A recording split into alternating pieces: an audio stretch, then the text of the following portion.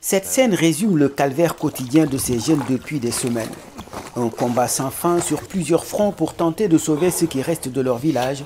Triste spectacle après la crue du fleuve Sénégal dans le nord et le nord-est du pays. Comme les 8100 sinistrés recensés rien que dans le département de Podor, dans la région de Saint-Louis, les habitants de ce village ont presque tout perdu. Leur maison, leur culture et le peu de confort auquel ils avaient droit dans ce lieu qui manquait presque déjà de tout. Les dégâts sont énormes par rapport aux agriculteurs, par rapport aux habitations, par rapport aussi à l'élevage.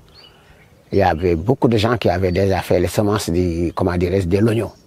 Mais à un moment, tout a été gâté par l'eau. Avec l'avancée de la crue, ils ont tout perdu. C'est ici, dans cet ancien entrepôt, à une vingtaine de kilomètres de leur village, que la majeure partie des sinistrés sont relogés. Plusieurs dizaines de familles entassées dans des conditions précaires. Une situation insupportable pour cette mère de 6 enfants.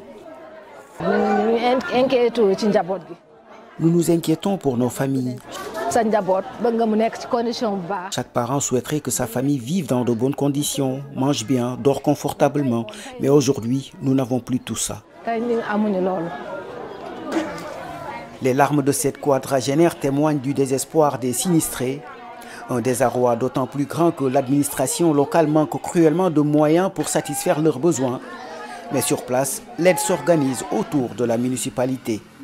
Les moyens sont limités. Je sais qu'au moment où nous sommes, le maire a autorisé à ce que les gens exécutent 2 lignes budgétaires qui concernent ces populations.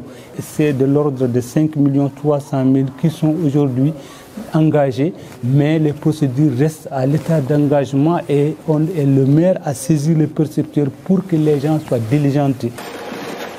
Mais la municipalité peut compter sur l'appui de l'État du Sénégal qui a déjà dégagé un budget provisoire de 8 milliards de francs CFA pour les sinistrés des régions de Saint-Louis, Matam et Tambacounda. Wahani Johnson Sambou pour VOA Afrique, Dakar.